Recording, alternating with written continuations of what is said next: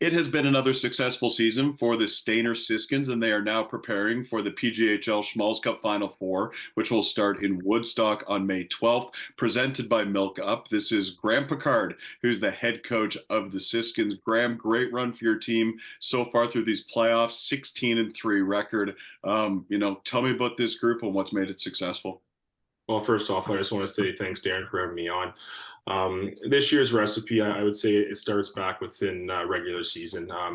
Week by week with the guys, we make sure we drive home our structure and our system that we have in place, and having good communication with the group, making sure they're understanding where we're coming from and we see their perspective as well.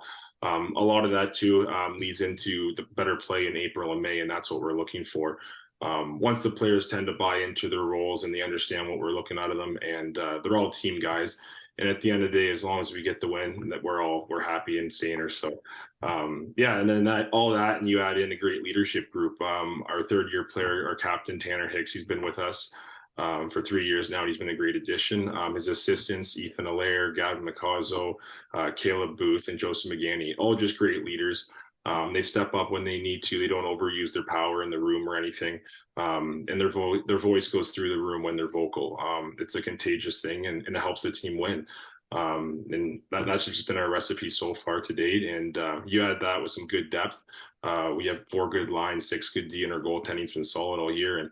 And we've been just going with our individual skill and our systems here and keeping it one shift at a time.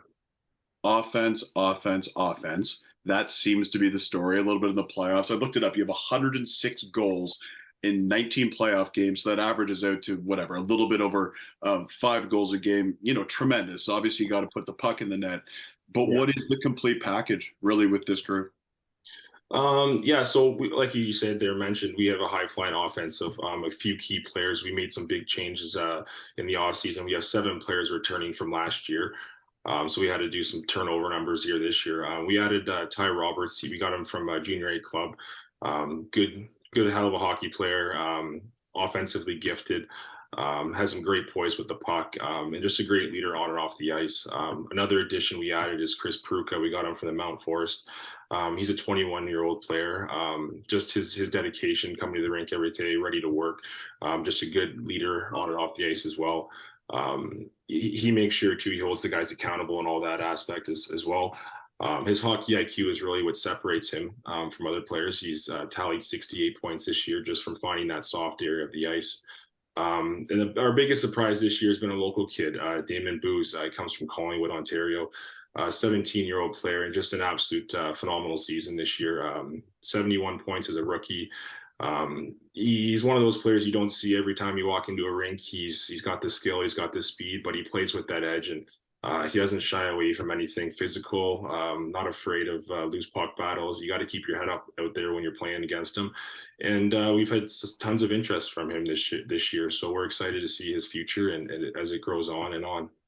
Obviously, you got some new faces like you were talking about, but also some returning players who played in this Final Four last year in Woodstock. Unfortunately, you fall in the semifinals after a great run again through the Carruthers division and winning the North Conference title last year. You win it for the second straight season this year. As you head into Woodstock, what's the mindset of the group? What are you thinking about as you get ready for next Friday?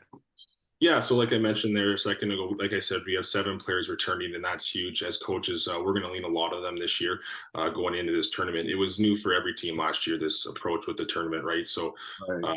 just the preparing for the meals, making sure you bring the proper stuff in the hotel rooms, right? You're away, you're not sleeping in your own bed every night, so that is it's a different situation.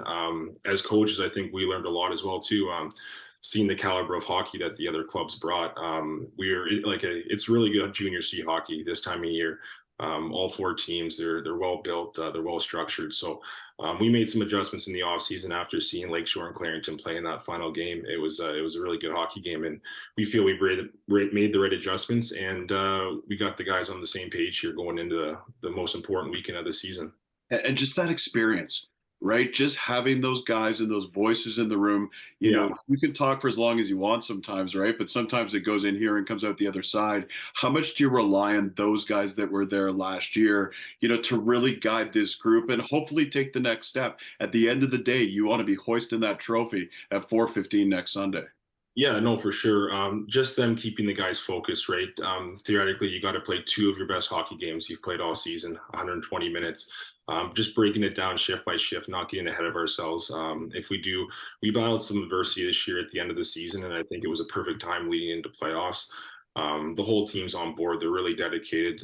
They were super excited. We talked about it at practice. We're going to come prepared like we were last year as well, but we're going to use that experience we gained last year and use that round robin too to learn a lot about these other teams, right? You only get to see one peek at them before you play them. So we'll make those adjustments, and we have an old enough group and a veteran group that they can make those in-game adjustments, no problem. Each team has their own identity, right? Let's not compare last year to this year because there's different players and different situations that happen. But with this specific group this year, Graham, what are you most proud of the things that they've done so far? Just their compete level in and out every night. It's a very deep team. It might not be the first line going every night.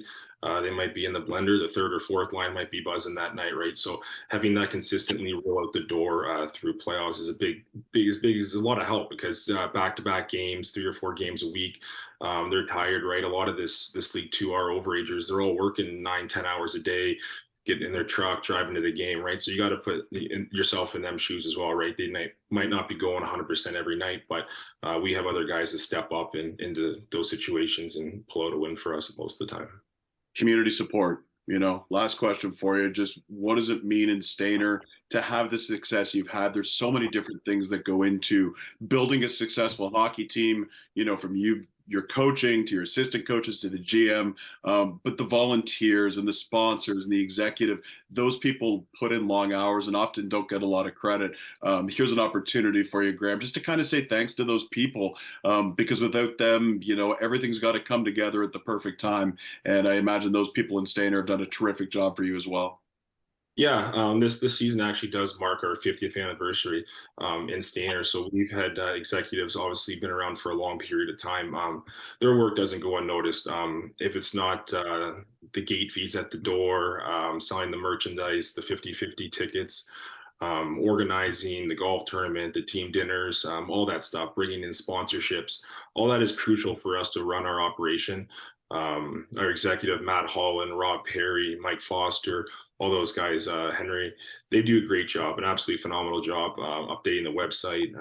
And another big thing too is the social media nowadays too, right? In this day and era, we do a lot of games where we're recognizing alumni, local hockey teams, and without the people that run the social media pages, getting that information out there, we wouldn't have the fan base in that arena that can support the community and our team. I'll tell you, I took a look at your Facebook page. You guys do a phenomenal job both on Facebook and Instagram. Looking forward to it. You're going to start the round robin this weekend. Then everybody will arrive in Woodstock next Friday for the final round robin game on Friday. 2 semifinals on Saturday. Should be a great weekend of hockey. And looking forward to meeting you in person, Graham. Thanks for the time. Thank you very much, Darren. I appreciate it.